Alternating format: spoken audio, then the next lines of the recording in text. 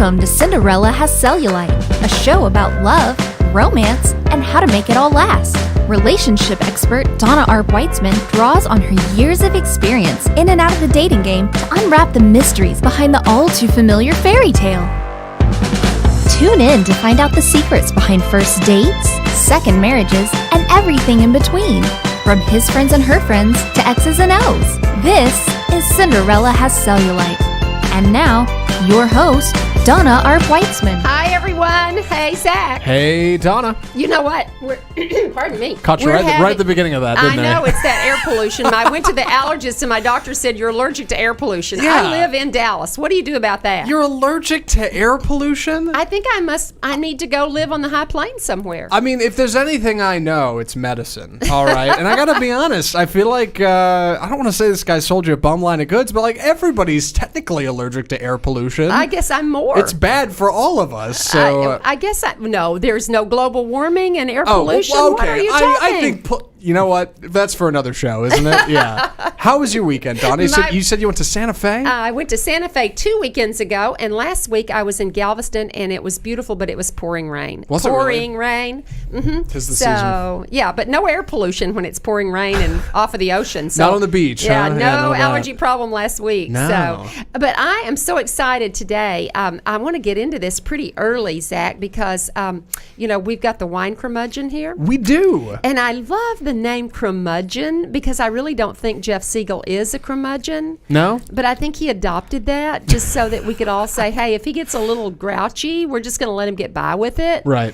But Jeff's going to talk to us about different kinds of wines. Here's Jeff right here. Jeff Hi, Siegel, Jeff. welcome to the show. And It's Zach, very nice come to over be a little here. bit because Oh, our yeah. studio's having problems today for our viewers and our listeners, and we can't get Zach on. Here he is. There he is. That's me. Facebook Live. So anyway, we've got the wine Curmudgeon, which we're going to get into in just a minute. But I just wanted to know, Zach, for the millennials, Ooh. a lot of millennials drink wine. They do.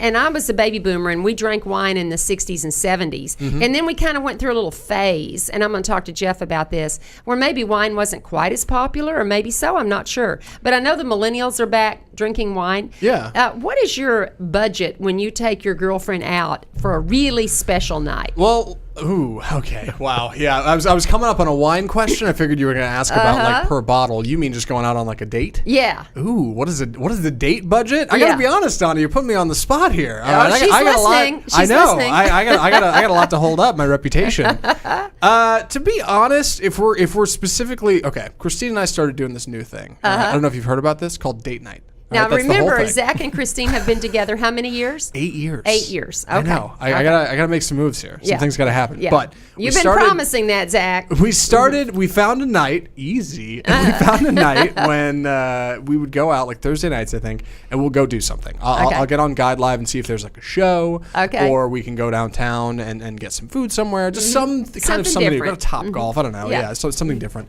So if it's one of those, if it's like an event or something simple and it's on a weeknight, we're going to keep it easy. We're going to go somewhere light. We're probably looking at something like, I don't know, $100 between the two of us. That's healthy. Dinner and show, that's not healthy. bad. Yeah, if we're actually going somewhere particularly formal, like Valentine's or anniversary or something, probably double that number. That seems like a reasonable... You know what, Christine, I'm sorry, but once we talk the wine Curmudgeon today, I think your budget can go down. I hope so. I really think so. Who doesn't? Jeff is laughing. Yeah, it's true. Well, my husband and I are very different wine drinkers. He does not drink wine. Really? Well, he doesn't really drink anything, Well, but he might have a glass of wine. But when we were dating, I like to split meals.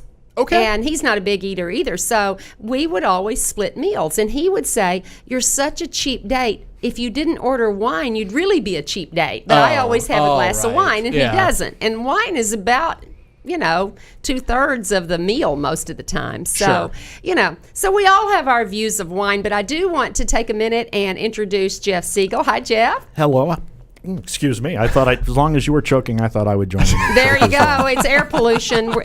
Matt, our producer over there. Are we polluted in this room, Matt? We got It is a little warm in here. It is warm in here, too. I don't know if that's due to pollution. All right. Or... That thing does work. It's we are fine. having such studio problems today with our internet, so I hope you can all hear us for the viewers and the listeners.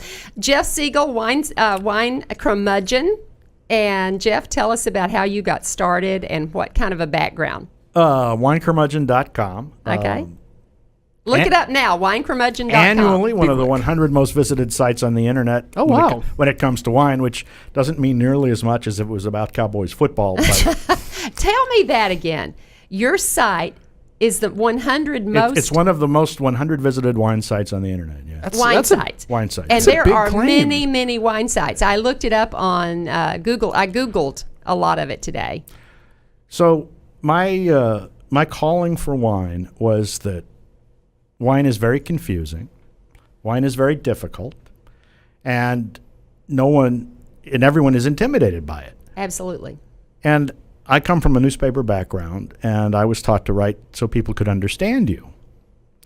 And so about 20 some odd years ago, the heavens parted, and I was told, you must write about wine so that people could appreciate just how wonderful it is and how much fun it is. Now, was this for the Dallas Times-Herald?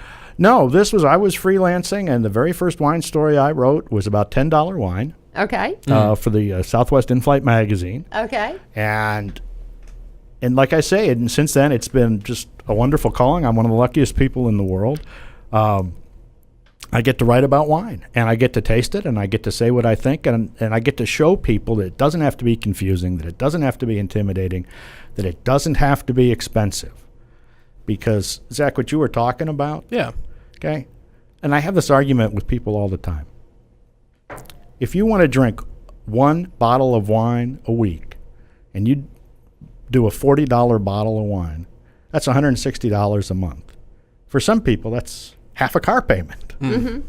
But if you drink a $10 bottle of wine, that's $40 a month, and you can drink a whole lot more. That's right.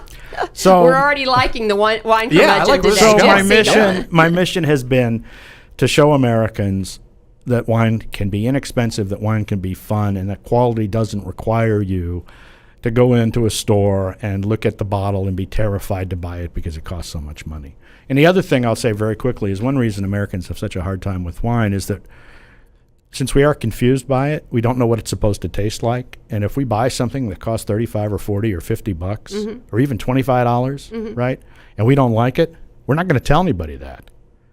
Because I paid $25 for that wine. It must be really good. I must be an idiot and not know anything about wine. We tend to blame ourselves. Exactly. Right. Exactly. The taste of the sticker prize.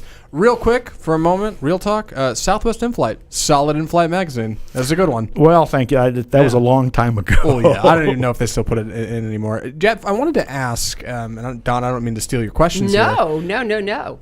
Why are we confused about wine? Because it seems like it wouldn't be that difficult. And it's been around for centuries. It's in grocery stores. Like, why is this stumping people? Okay, there's the long version and the short version. The short version is that we had this thing from 1919 to 1933 called Prohibition. Yes. Ooh. And Prohibition said the sale, transportation, and manufacture of alcoholic beverages in the United States is illegal. So we don't have a culture of drinking wine. If you go to Europe, they've been drinking wine in Europe for, 1,000 years, 1,500 years. The ancient Greeks made wine. The ancient Romans made wine. In the time of Christ? Right. The ancient Romans, in fact, had wine writers. And that wrote about wines? yeah, it's actually pretty funny. But the idea being is that in Europe, they have 1,500 years of drinking wine with dinner. In the United States, for all practical purposes, we have since the end of World War II. And that's a big difference to make up. Yeah. Wow. And So, the other, I never thought about that. I wondered why the U.S. didn't drink wine continuously, but I Right. forgot about Prohibition. well, the other reason is that grapes are much more finicky to grow than anything used to make beer or spirits. And until California came into the Union, right, there weren't too many places in the United States to grow grapes. Well, grape. Now, you brought a Texas wine today. I did. I'm going to show everyone this wine. Oh, yeah. And it's called McPherson. And, Matt, can we get this on the camera? McPherson. We can make that happen. Yeah, that looks Here good. we go. Yeah, there it is for Facebook And Live. it says a Texas red table wine, McPherson. Tricolor. Tricolore, okay. And tell us about the McPherson wine, which is Texas grown. It's How Texas exciting. grown. It's made by Kim McPherson in Lubbock. Hello, McPherson Kim Cellars. McPherson in Lubbock. Oh, wow. And Kim's father was one of the founders of the Texas wine business in the 1970s. And Kim went to California and got educated and came back, and he's been making wine, makes some of the best wine in the state. I like that wine a lot because it's a simple red blend. It's about $10. All of the 3 wines that I bought are all about $10, maybe a little bit more depending on where you buy it. It's fruity, but it's not sweet. You can drink it a little chilled, so it's perfect for Texas summer. It's also very low in alcohol. One of the problems with big red wines, particularly when it's 100 degrees out, is that a 14.5%, 15% alcohol wine will make you go to sleep in about 15 minutes. You got to watch out for that. That's a problem I've But got. not this one? Not this one, Jeff? No, it's a little bit lower in alcohol, and it's a very friendly food wine. In fact, we were laughing. Joe Ely, the legendary Joe Ely, who's from Lubbock, I believe that's his favorite wine. Oh, okay. Well, I'm going to respell it. I want everybody to hear it. It's about $10. It's from the Lubbock area, the High Plains, which is where I need to go for my allergies, and drink this wine. Yes. It's McPherson McPherson, McPherson, and it's a red table wine, and you can serve it a little chilled. Well, it can which drink is it a how little we're, chilled. We're tasting it today. So I was going to say, Zach, let me pour some you of got to these, have a little taste of that. So would you do what we always think, and is this the rule, red wines with red meat? Is that still the rule? Well, that's actually never been the rule. Okay. It was Tell just, us about that. It was just easier for people who pronounce things about wine and pontificate to say that. The first rule with wine is drink what you like, but be willing to drink other different things. Okay, so I could have pork chops and rosé.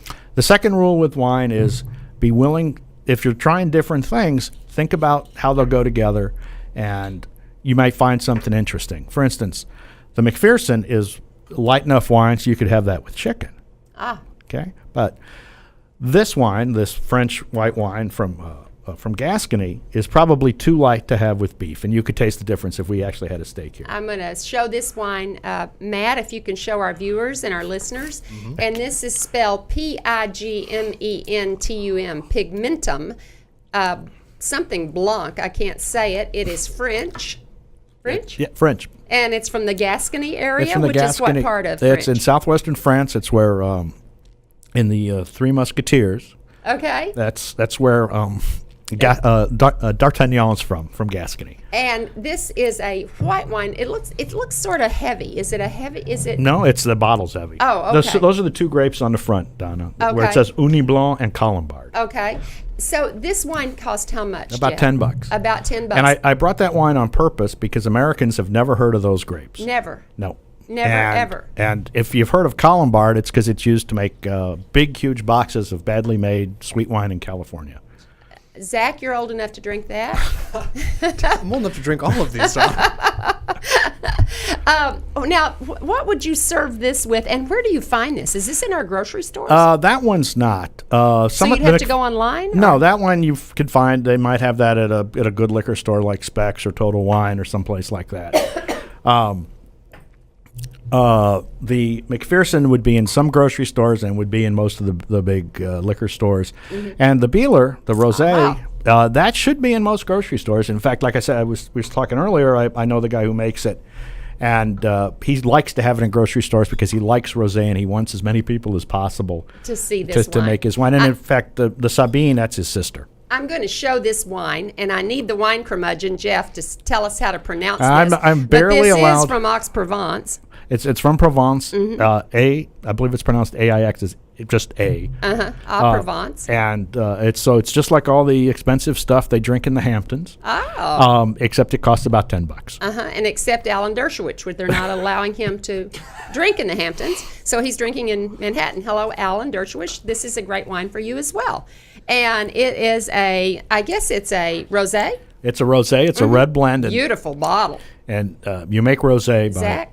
Yeah. And you make rosé by, there's a couple of different ways, but for the most part, you use red grapes, and you just leave the skins on just for a little bit until you get that pink color. I did not know when that. you mash it. Yeah, because if you peel a grape, All grapes look the same under the skin. So the reason red wines are red and white wines are white is when you make red wine, you leave the skins in the juice to give the color to the juice. And why does one make rosé? It seems like it's a lot of work. Leave the skins on just a little while. Well, because they came originally from Europe, and they come from a part of Europe where that's what they do. They make rosé. One of the things that we have a hard time understanding in the United States is that there are things done in Europe, in France, in Italy, in Spain, in Germany with wine that they've been doing for hundreds and hundreds of years because that's the way they do it. That's what they do. I mean, here where we can make anything we want, Just any way delicious. we want.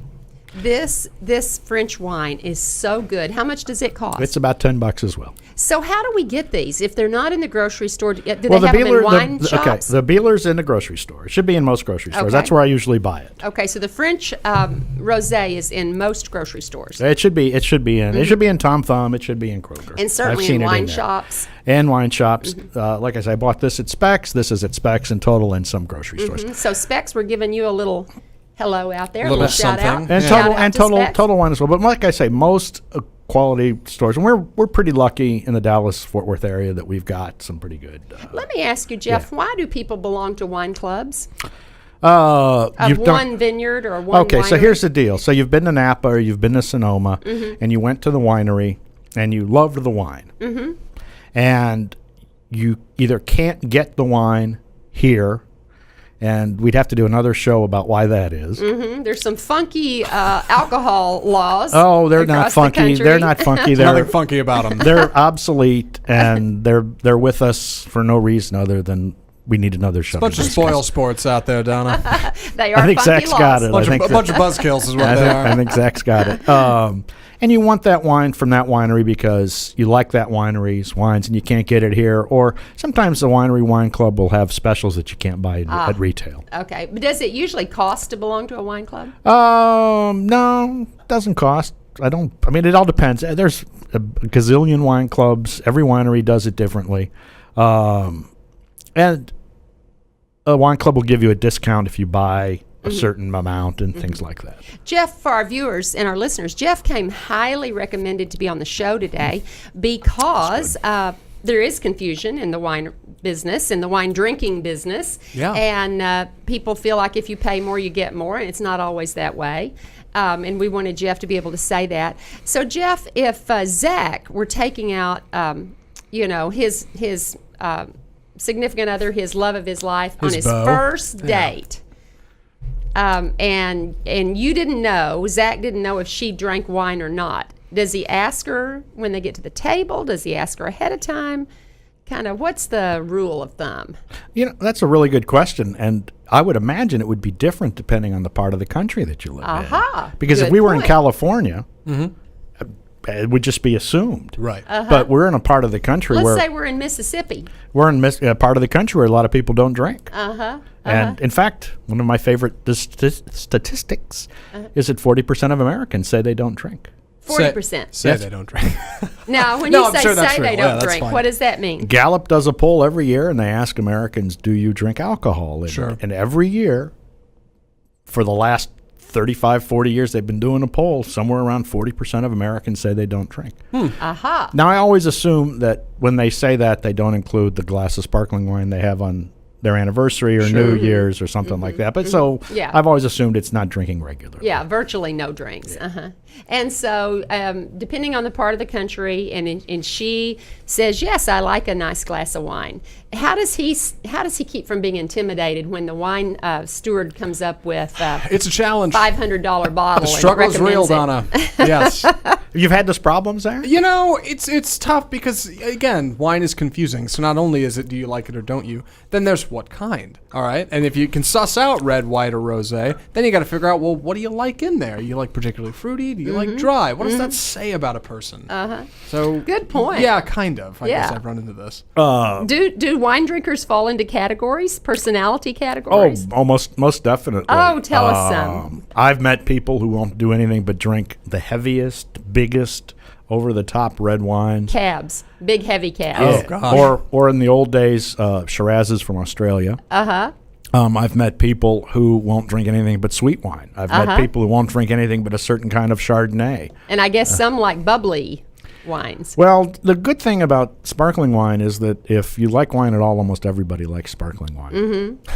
Good, safe. It really is, and in fact, I thought about it. I could have brought some of that, but the Spaniards make a sparkling wine called Cava, which is again about $10. Okay, CAVA? CAVA. CAVA, There's a girls bunch who of like sparkling wines and champagne. There's a bunch of different Cava. There's a bunch of different brands of Cava, but for about $10, $12, you can't go wrong with Where can you get Cava? Because I think champagne is so expensive. Champagne is just very in general. Champagne from the Champagne region of France, which is, according to the law, we can only call it champagne if it's from the Champagne region of France. Right. But Cava, Prosecco, which is the Italian version of sparkling wine, you can find that in a lot of grocery stores. So Prosecco is the same as champagne, correct?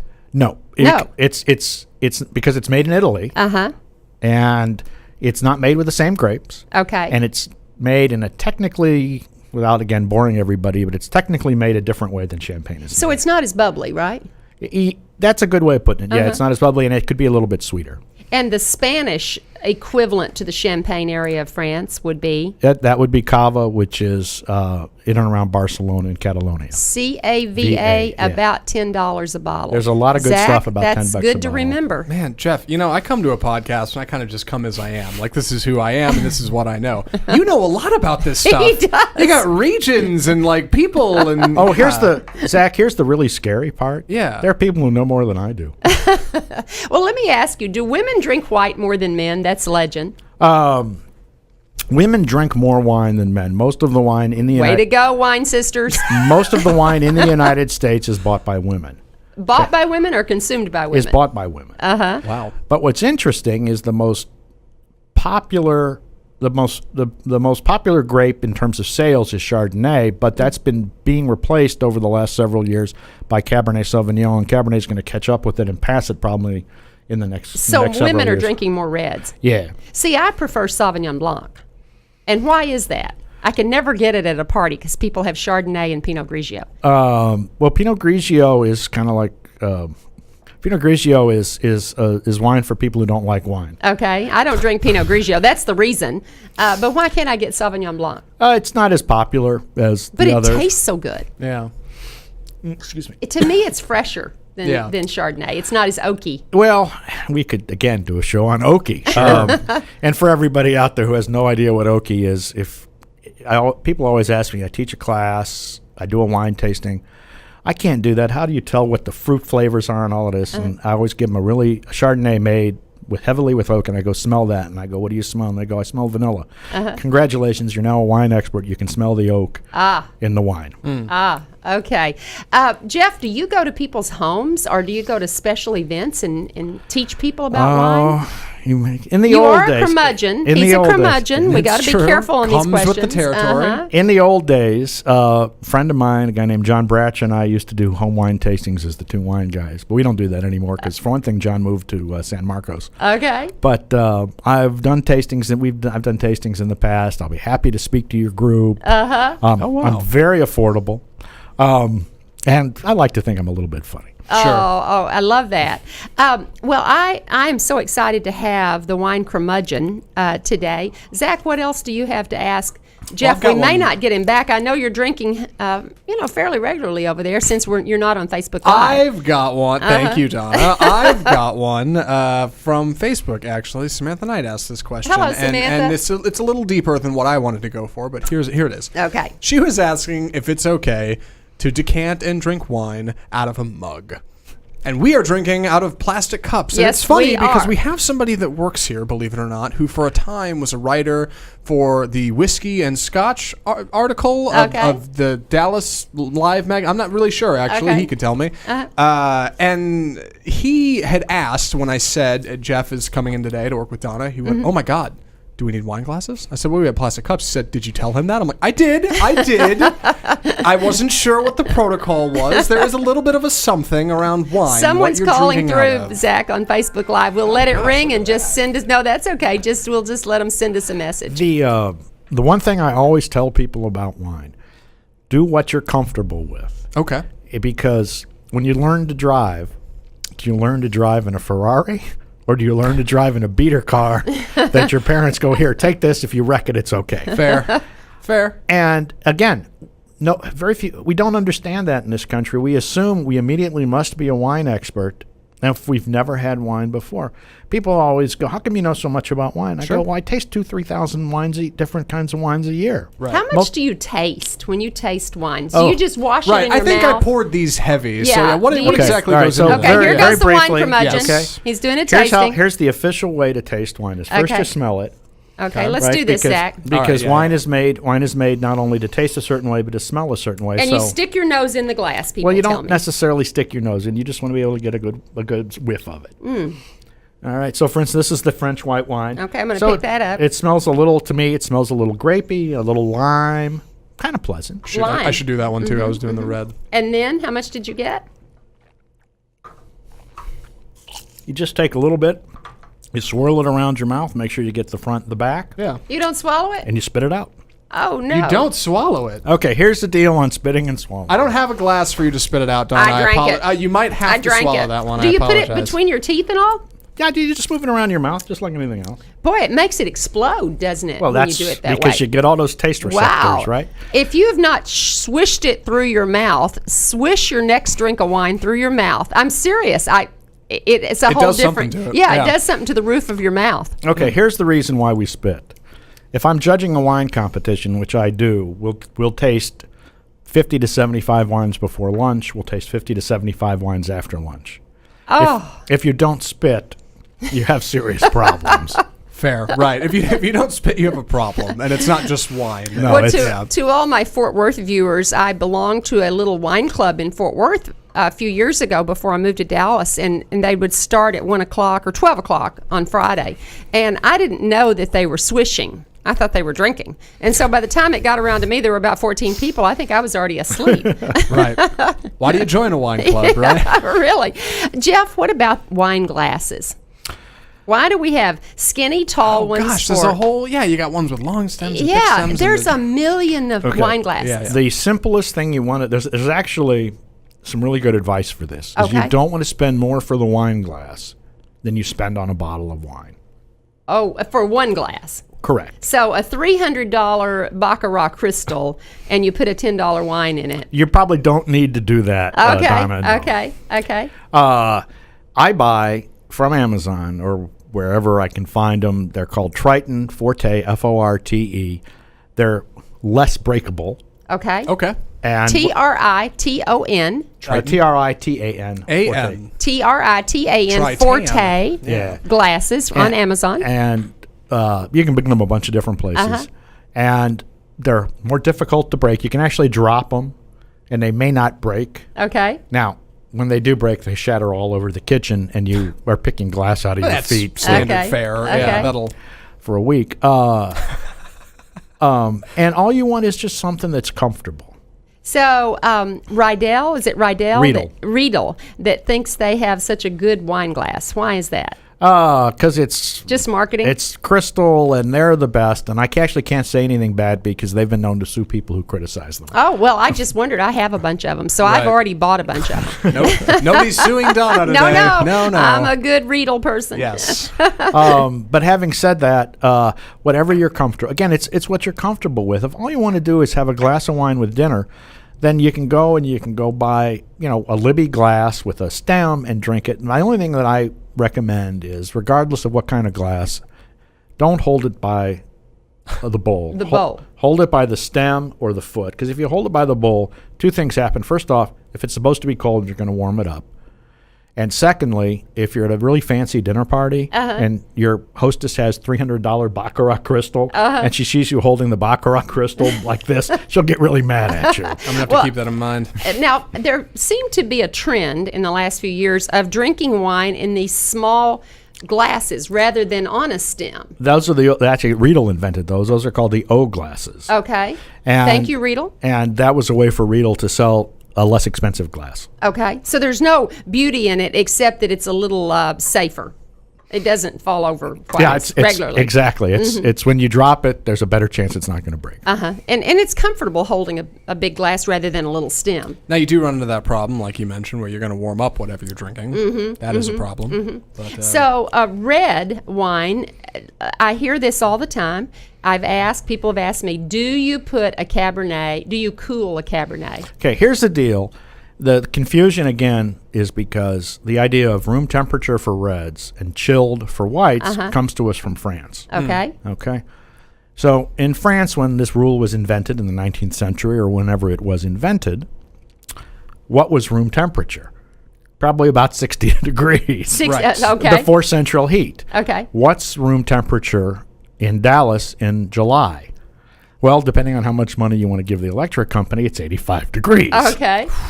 yes. So the idea then is a red should be about 50, 55, 60 degrees. So if you want to have a red, not 85 degrees, because they never taste good when they're that warm. Right. Put it in the refrigerator for about 20 or 30 minutes before you want to drink it. And that'll chill it down enough so it'll be okay. So reds, listeners and viewers, 20 to 25 minutes in the refrigerator, not the freezer. I've seen people put them in the freezer just to do it real fast.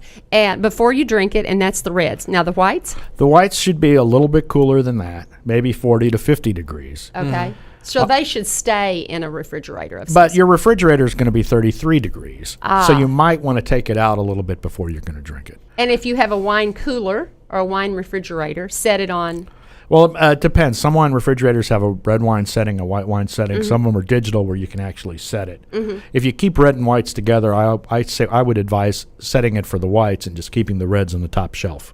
Oh, Because okay. since warmer it Good rises. point. Jeff, Good point. why? I know we kind of started with this, but I think we are running out of time, so we should start to wrap this up. Did it always feel like it had to be wine, or was it just happenstance? Like, why aren't you writing a Scotch article? Why aren't you the whiskey curmudgeon? Like, was that just? Let's see. I married a woman who loved wine. Okay. And when I met her, and again, I'm old enough so that taking a girl out, and you fortunately don't have this problem, Zach, a big deal was buying a Heineken. Really? Oh, my God. That must yes. have been in the 70s. Oh man. Hey, James Bond drinks it. He also drinks, what is his... Definitely martinis. Shaken, not stirred. Yeah. Yeah. Lemon twist. And so when we were going out, the only thing I knew about wine was that other people drank it. And when I started freelancing, the idea that I could learn about this and it would help our relationship, sounded like a good idea to me. Yeah. See, Zach, it always goes back to relationships. Doesn't it? To love and relationship. Always. Doesn't it always? The root of everything comes from love. And so there you go. Now, did you, were you raised to not be a drinker, being in Texas? No, my dad, no. I grew up in Chicago. Oh, well, yes. And You're my a dad- beer and a shot guy. No, my dad actually drank, Chicago. my dad actually drank Italian wine. Oh. And so I understood that there was wine out there, but I didn't know anything about it. And to be honest, I wasn't that interested in it. Now, this is a real generalization, but I've heard lots of people say you should buy your reds from Italy and your whites from France. What do you think? Or anything from Napa. You should buy whatever you want from wherever you want it. Again, these are the sorts of things. Some of the best red wine in the world is made in France. It also costs $3,000. Uh-oh. Don't buy your reds in France then, I guess. No, if but- you don't want to spend $3,000. But there's wine. Wine is now made in almost every part of the world where the climate is okay, and you can find great value and great quality everywhere. California, Oregon, Washington in the United States, Texas. There's some terrific Texas wines. I hope that this impressed you guys enough. McPherson, what about the Hill Country area? There's some nice Pedernales down in the Hill Country does some nice wine. Okay. There's great wine in New York State, terrific Riesling. There's great wine in Germany. There's great wine all over the world. And this idea that we only can drink wine from 3 places is another one of those ways the wine business tries to confuse us so that we won't appreciate everything that's out there. So would you recommend then when we girls, which really buy how much of the wine? Statistically, women buy the most wines. Not to say I won't go buy a bottle if, but we women are out there. We have to learn about our wines. Sure. So should we experiment? What I would suggest is you find a good retailer and you go in, Donna, and you tell him you like, what kind of Sauvignon Blanc do you like? I love Napa. I do not like Sauvignon Blanc from New Zealand, which they try to get me to buy. Well, see, and here's what you need to do. Then you go in and you say, I like X Sauvignon Blanc from California. What do you have similar to that in terms of price and in terms of style? Okay. And that way they won't try to sell you the New Zealand Sauvignon Blanc, which tastes like grapefruit, which you're not interested in. Thank you. Jeff, but they might try to sell you something from France, or they might try to sell you something from, let's see, where else would have great? South Africa. South Africa. They have the best Sauvignon Blanc, but it's hard to find in Dallas. From South Africa. And I will tell you, I almost have to get in an argument with waiters over Sauvignon Blanc in New Zealand. Because every time they go, we have a nice so-and-so from New Zealand. And I go, do you have something from California? And it's because, to me, New Zealand Sauvignon Blanc, this is my own taste, tastes like grapefruit. No, it does taste like grapefruit. It's made to taste that way. I don't want to drink grapefruit juice. Christine's a big fan of New Zealand wines. She must like that taste. Yeah, climatology, or maybe just the soil over there. I don't know. Oh, okay. Now, real quick, because you said we were in a hurry. It's true. There's a thing called terroir, Terroir, and terroir takes into account where the grapes are grown, the soil, the weather, the climatic conditions, the climatology. Yeah. It takes into account, at least the way I understand it, why they make wine in France, grow grapes in France a certain way that they don't do in California. And the best wines in the world, to me, speak to terroir. Yeah. Speak to this idea that when I taste this Billeur Rosé from Provence, it's going to taste like it comes from Provence. It's not going to taste like it comes from New York State. It's not going to taste like it comes from California. And to me, that's what makes wine so wonderful. This wine tastes like it comes from Texas. That's McPherson. Yeah. And this wine tastes like it comes from Gascony in France. Well, I think now this is my own opinion, that there must be a lot of Sauvignon Blancs come from New Zealand, because you see a lot of that in the grocery store, the New Zealand Sauvignon Blancs, and you don't see as many from the United States. Well, New Zealand is famous. That's what they do. The joke about New Zealand is there are more sheep in New Zealand than there are people. Yeah, right. So they make wine in New Zealand to export to other countries, to the United Kingdom, to the United States, and their big export is Sauvignon Blanc. I see. Jeff Siegel has been unbelievable. Oh, you're too kind. If you are out there and you have not learned anything from him, send me an email and let me know, or give me a Facebook and we'll have him call you directly. But I think we've all learned something from Jeff Siegel today. Your book is called The Wine Curmudgeon's Guide to Cheap Wine. You can get it on Amazon. You can get it from winecurmudgeon.com. And if you buy from winecurmudgeon.com, I'll be happy to sign it for you. I love it. I've got to get one. And Zach, how do people find us? And how do they send this podcast on to their friends? Yes, you can find us at Cinderella Has Cellulite on all of your podcast distributors. Odds are that might be where you listen to it right now. If you're watching us on Facebook, go ahead and hit the follow button on the Cinderella Has Cellulite Facebook page. Share it with Twitter, your friends. Instagram, SoundCloud, Spreaker, Google Play, Twitter. iTunes. Wherever you can get it, that's where we're at. Share us with your friends. Share Jeff with your friends. And send us an email at cinderellahascellulite@gmail.com. And if you want to be on the show and you have a particular thing that you want to talk about as it relates to love and relationships, wine, candy, flowers, and everything else, food, we want you on here, because there's more than just the emotional side. There's also all of the tactical part. Jeff, thanks for coming today. It was my pleasure. You have been a wonderful guest. We will have you back. Been great fun. Good. Have you back. Bye, everyone.